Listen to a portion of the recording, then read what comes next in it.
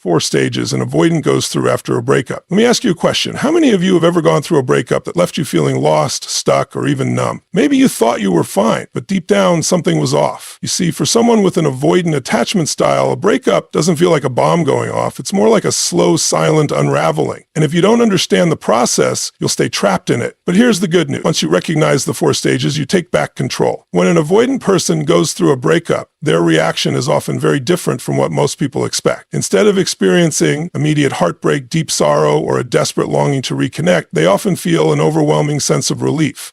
It's not that they didn't care about their partner. It's not that the relationship was meaningless to them, but their attachment style has conditioned them to associate closeness with discomfort and distance with safety. This sense of relief can be deceiving, both to the avoidant and to those around them. On the outside, they may appear unbothered. They go about their daily routines, invest more time into work, pick up new hobbies, or even start dating again without much hesitation. Their friends might look at them and think, wow, they're handling this so well. But the truth is, they're not handling it, they're avoiding it. There's a fundamental difference between moving on and distracting yourself from feeling, and for an avoidant, distraction is their default setting. At this stage, they may even convince themselves that the breakup was the best thing that could have happened. They justify it by focusing on all the negatives of the relationship. Maybe their partner was too needy, too emotional, or always wanting to talk about feelings. These justifications help them reinforce the idea that they are better off alone. They may even feel a sense of pride in their ability to detach so easily. After all, independence is something they've always valued.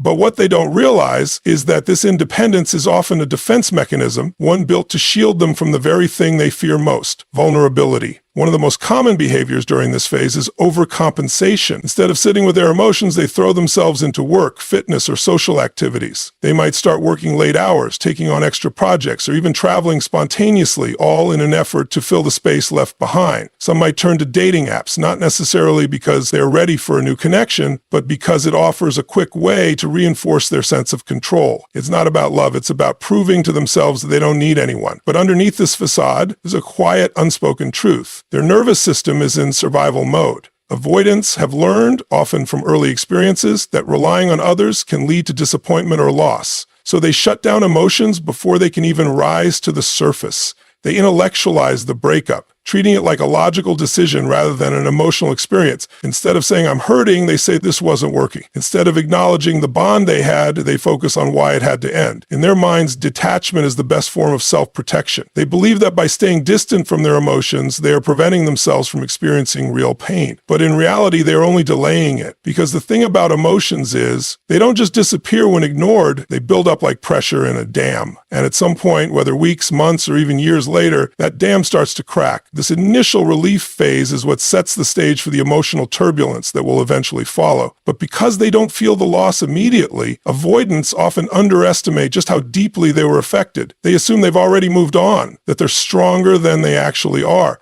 This is why so many avoidants cycle through the same patterns in relationships. They leave before they can get hurt, then convince themselves they didn't care enough for it to matter, but deep down something does matter. It always has. The key challenge in this stage is that it reinforces the avoidant's belief that they don't need emotional closeness. They look at how well they're handling the breakup and use it as evidence that relationships aren't necessary for their happiness. But what they don't realize is that their version of handling it isn't the same as healing from it. Healing requires feeling, and feeling requires vulnerability, 2 things avoidants have spent their whole lives trying to escape. And so while they may appear fine, while they may even convince themselves they are fine, the truth remains. The real work hasn't even begun. At first, everything seems fine. The avoidant has successfully pushed the breakup out of their mind. They tell themselves it was the right decision. They move forward, keeping themselves busy, avoiding emotional triggers, and focusing on anything but their past relationship. But then something happens. It's never planned. It's never expected. It could be the smell of a familiar perfume in a crowded elevator, a song that used to play in the background during lazy Sunday mornings, a message from a mutual friend mentioning their ex's name in passing. And suddenly a wave of emotions crashes into them, shattering the illusion that they were completely unaffected. This is the moment the avoidant starts to truly feel the aftershocks of the breakup. But instead of embracing these emotions, they do what they've always done. They suppress them. They tell themselves it's just a random thought, nothing to dwell on. They shake it off, go for a run, dive into work, or scroll endlessly on their phone to create some mental noise. The last thing they want is to sit with the discomfort, because feeling means acknowledging, and acknowledging means facing the truth, that the relationship meant more to them than they initially actually admit it. For the avoidant, emotions are like echoes. They don't hit all at once. Instead, they ripple through the subconscious, surfacing at unexpected moments before quickly being shut down again. This cycle continues, with emotions creeping in, being denied, then creeping in again. Each time, the avoidant reassures themselves that they're fine, that they're strong, that they don't need to dwell on the past. But what they don't realize is that ignoring emotions doesn't make them disappear. It only buries them deeper, where they fester beneath the surface. During this stage, avoidants often experience moments of internal conflict. On one hand, they pride themselves on being independent, self-sufficient, and unaffected. On the other, there's an undeniable tug, a lingering connection to what once was.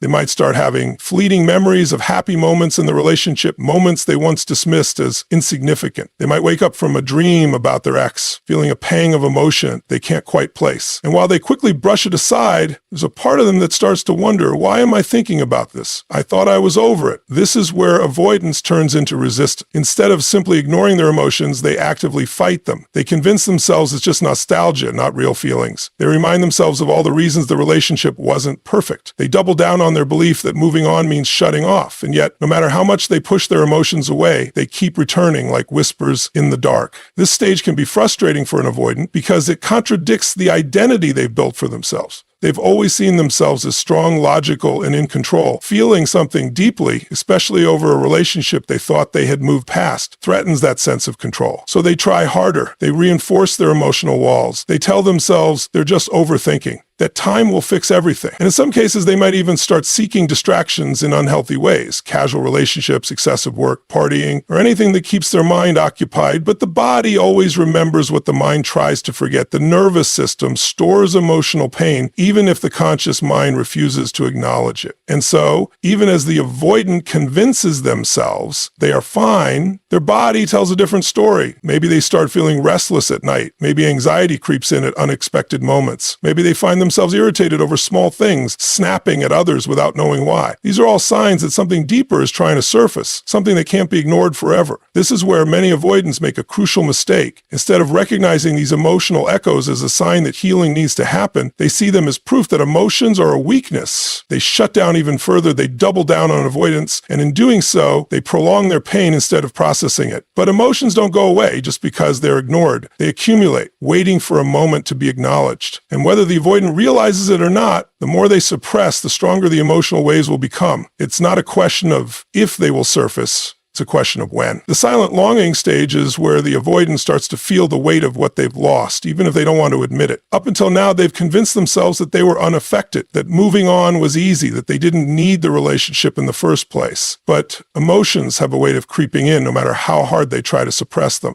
It doesn't happen all at once. It's not a dramatic realization. Instead, it's a slow, creeping feeling, one that lingers in the background of their thoughts, growing stronger over time. At first, it starts subtly. Maybe they catch themselves reminiscing about small moments, things they never thought they'd miss. The way their ex used to laugh at their jokes, the comfort of simply existing next to someone without needing to say a word, the little inside jokes only the two of them understood. These memories come unexpectedly, often when they least expect them. They might be driving home after a long day, scrolling through their phone, or lying awake at night, when suddenly the thought of their ex surfaces, and for a moment, there's a pang of something that feels uncomfortably close to longing. But avoidants don't like to admit longing. They don't like to admit attachment. So their immediate response is to rationalize it away. It's just a passing thought. I don't actually miss them. I just miss the comfort. I'm only thinking about them because I'm bored. They come up with a dozen reasons why these emotions aren't real, why they don't matter, why they shouldn't pay attention to them. But despite their best efforts, the thoughts keep returning. And one of the most common things an avoidant does in this phase is idealizing the relationship. They start filtering their memories, remembering only the good times, while conveniently ignoring the reasons things didn't work out. The arguments, the incompatibilities, the emotional disconnection.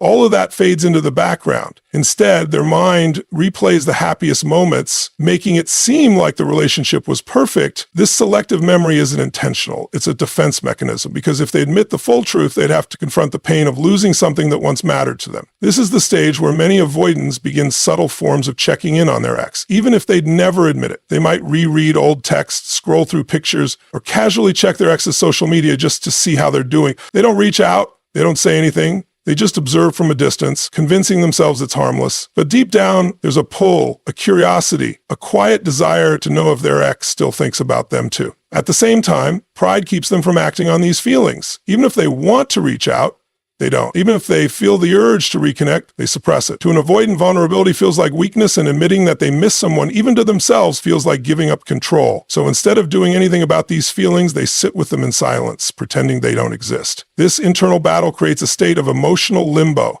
They're not fully over the relationship, but they won't allow themselves to fully acknowledge that either. They keep themselves stuck in a cycle of longing and denial, feeling something but refusing to act on it. And because they don't share these emotions with anyone, it becomes an isolating experience. This is also the phase where distractions become more tempting than ever. The avoidant might throw themselves into work, social outings, or even new relationships, not because they're ready, but because they want to escape the emotions they don't want to face. They might convince themselves they're fine, that moving forward means replacing the past with something new, but deep down, a part of them knows they're running. The irony of this stage is that the avoidant often believes they're in control, but in reality, their emotions are controlling them. The more they fight against their feelings, the stronger those feelings become. The more they suppress their longing, the more it lingers beneath the surface. They don't realize that healing doesn't come from avoidance, it comes from acceptance. But until they're ready to face that truth, they remain caught in a cycle of silent longing, unable to move forward, yet unwilling to look back. Without self-awareness, avoidants remain trapped in a cycle they don't even realize they're repeating. They believe they are moving forward, but in reality, they are simply running in circles, avoiding the very emotions that need to be processed. This stage is where the deeper, often subconscious patterns begin to reveal themselves, if they are willing to see them. But for many avoidants, the instinct is not to reflect, but to retreat. They rely on old habits, old defenses, and old narratives to keep themselves from confronting the real emotional work. At this point, they've felt the emotional echoes creeping in. They've experienced the unexpected waves of nostalgia.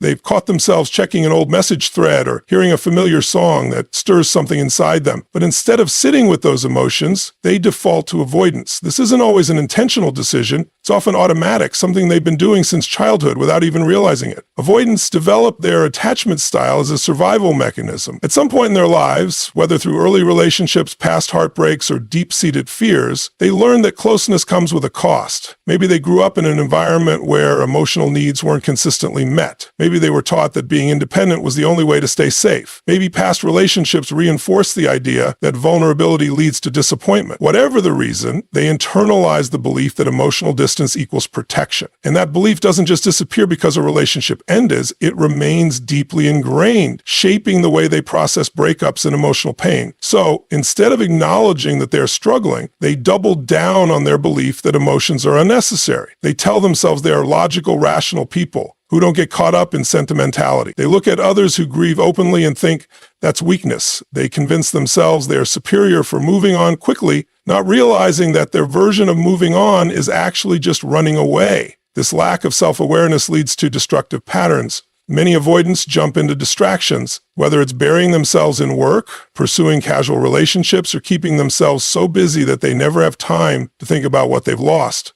On the surface, they appear fine. They may even convince themselves they are thriving, but beneath the surface, unresolved emotions build up, and without addressing those emotions, they are bound to repeat the same cycles in their future relationships. One of the most common patterns is the avoidant's tendency to seek connection again, only to reject it when it gets too close. They may enter new relationships believing they are ready, only to pull away the moment things become serious. They may rekindle old relationships out of nostalgia, only to find themselves emotionally shutting down when faced with real intimacy. This back and forth dynamic is not intentional. It is a result of deeply rooted fears they haven't yet confronted. Another common pattern is the pendulum swing between avoidance and longing. When they are alone, they may feel a quiet, nagging sense of emptiness, a subtle recognition that something is missing. But the moment they have an opportunity for closeness, that feeling turns to discomfort and they retreat again. This push-pull dynamic is exhausting, both for the avoidant and for anyone who tries to love them. But without self-awareness, they don't see the pattern, they only see their temporary feelings in each moment. What makes this stage so difficult is that the avoidant often believes they are in control, when in reality their fears are controlling them. They believe they are making rational choices when in truth they are being led by subconscious wounds. They believe they are avoiding pain when in fact they are only prolonging it, and until they recognize this, they will continue repeating the same cycles, wondering why relationships never seem to work out the way they hope. For an avoidant, the hardest realization is that their fear of vulnerability is not protecting them, it is isolating them. The walls they build to keep out pain also keep out love, connection, and true emotional fulfillment. But breaking free from these patterns requires a willingness to see them first. It requires self-awareness, because without it, they will continue running from the very thing they are searching for, without ever realizing it's been in front of them all along.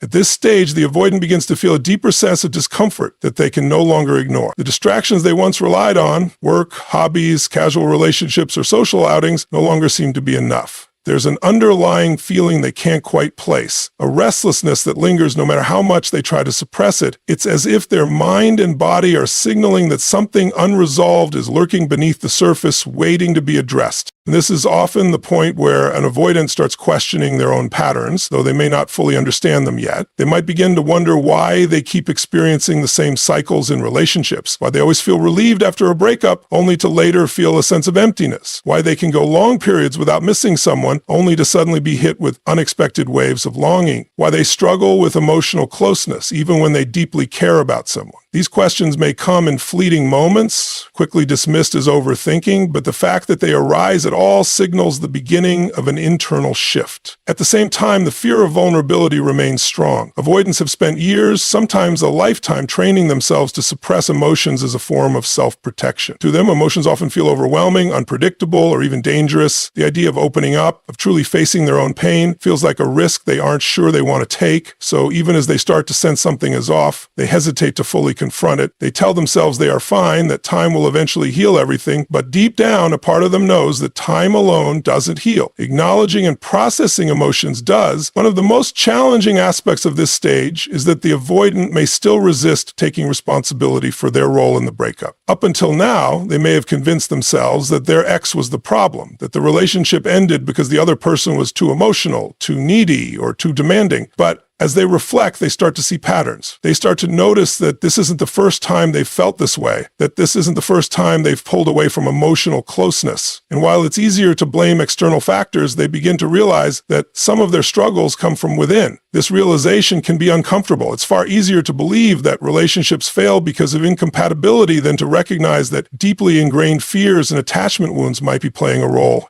But for those who are willing to be honest with themselves, this stage can be the first step toward true growth.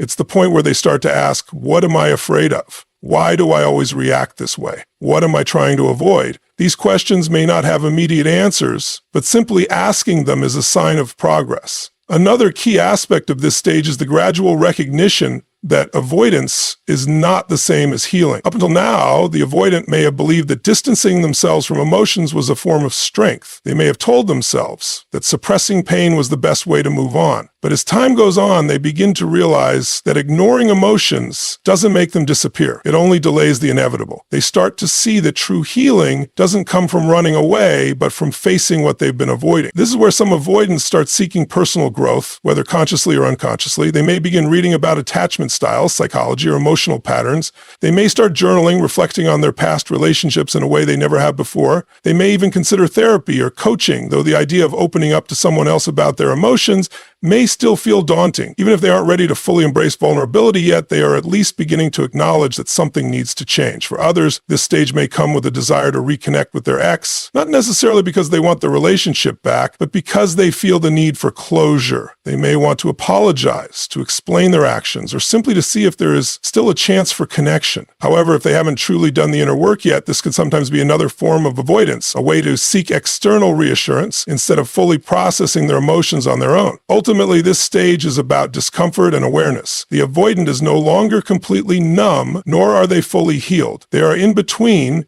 caught in the tension of old habits and new realizations. The road ahead isn't easy, and many will still resist doing the deeper emotional work. But for those who are willing to take the next step, this stage marks the beginning of something new, the possibility of real change. Reaching the point of true healing and growth is a slow and often uncomfortable process for an avoidant. It's not something that happens overnight, nor is it a straight path. It's filled with moments of resistance, self-reflection, and realization. But self-care wants us to realize that at some point, if they allow themselves to go through the necessary inner work, something shifts. They begin to understand themselves in a way they never have before. They start recognizing the patterns that have shaped their relationships, and more importantly, they realize that those patterns no longer serve them. For so long, they believed that distance was their strength, that keeping emotions at bay was the key to staying in control. They saw vulnerability as something to be feared, something that made them weak. But through self-awareness and reflection, they begin to question those beliefs. They start to see that emotional closeness isn't a threat, but a fundamental part of connection. They realize that shutting people out doesn't prevent pain. It only prolongs loneliness. This realization doesn't come all at once. It happens in layers. Maybe they read something that resonates deeply with them, an article about attachment styles, a book on emotional intelligence, or a story that mirrors their own experience. Maybe they have a conversation with a friend who gently points out patterns they hadn't noticed before. Maybe they go to therapy for the first time, hesitant at first, but slowly opening up to the idea that change is possible.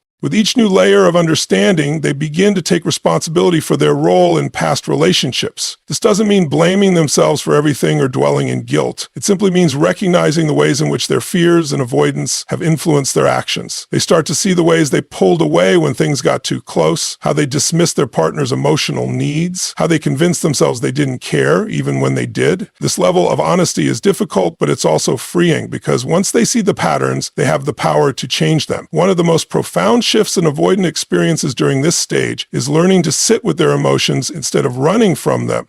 This doesn't mean they suddenly become emotionally expressive overnight, but they stop fearing their own feelings. They no longer push emotions away the moment they surface. Instead, they allow themselves to feel, to acknowledge sadness, loneliness, longing, or even regret without immediately shutting down. They learn that emotions aren't enemies, they are signals guiding them toward healing. As they become more comfortable with their own emotions, they also start to develop deeper empathy for others. In past relationships, they may have struggled to understand their partner's need for closeness. They may have seen emotional conversations as overwhelming or unnecessary. But with growth, they start to see things differently. They begin to understand that emotional connection is not about control or dependency, it's about trust. They realize that allowing someone in doesn't mean losing themselves, it means building something meaningful together. This is also the stage where they start practicing vulnerability in small but significant ways.